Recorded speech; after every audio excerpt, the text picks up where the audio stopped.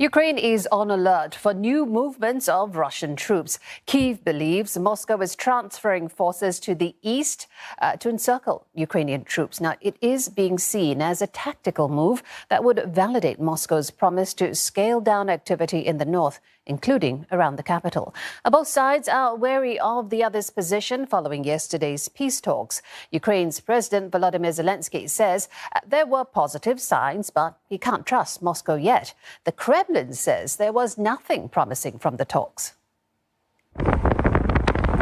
Ukrainian troops stationed near Kyiv are reporting less action from the Russian military, a day after Moscow promised to radically scale down operations there. But there is significant doubt the situation has truly changed. Officials say shelling took place overnight around Kyiv, although the capital was not hit. Fighting also continued in Chernihiv. The northern city, where Moscow has also vowed to pull troops from, was hit by artillery and aerial bombings all night. Ukraine says Moscow's pledge is designed to mislead. President Zelenskyy says positive signals from the talks in Istanbul do not drown out Russia's attacks, nor do they negate Ukraine's demands for sovereignty.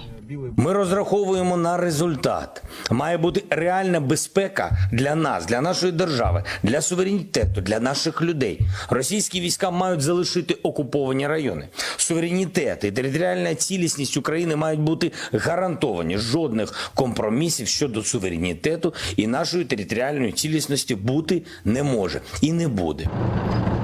Western intelligence believe some Russian units have returned home and to neighboring Belarus to reorganize. Britain says reduced forces on the ground could mean more missile strikes.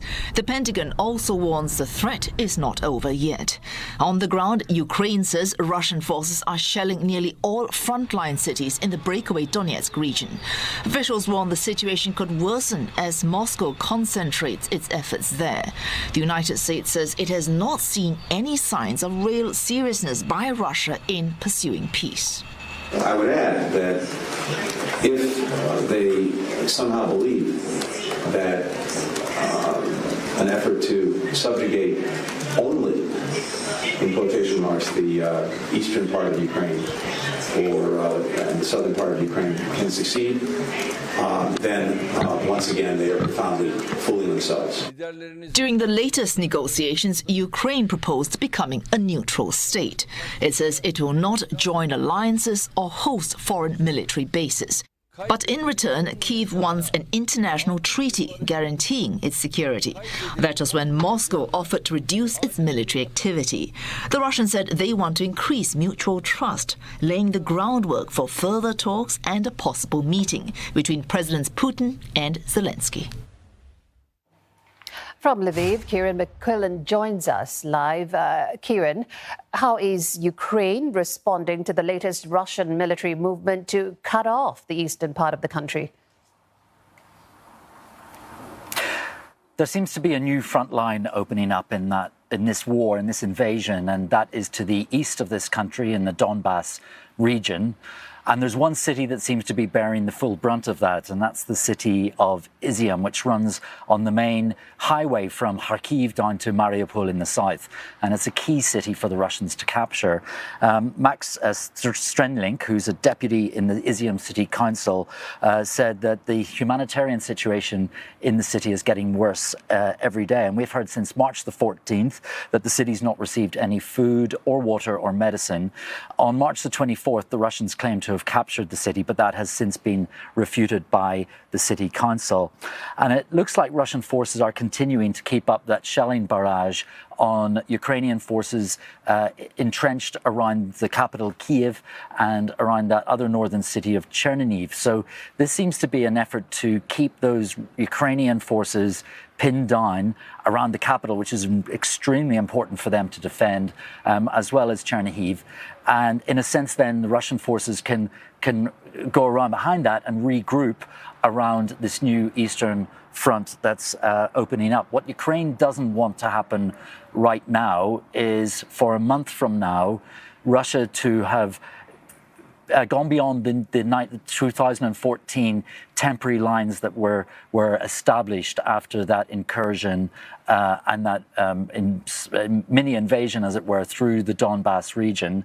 And they don't want the Russians to then go back and claim some sort of victory and go back and say, hey, look, we've actually managed to increase the amount of territory that we've gained in Ukraine at the expense of the Ukrainian military.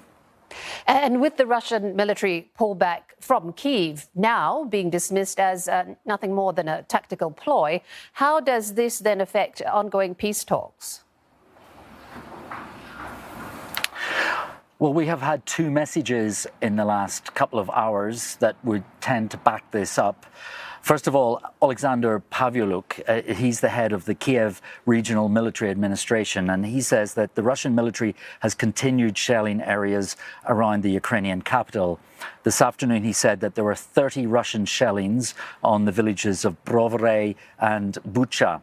And that barrage came despite this Russian pledge in Istanbul yesterday that it was going to wind down its activities around and its ground forces around the capital Kyiv, around Chernihiv, even around the Izium area that we mentioned earlier.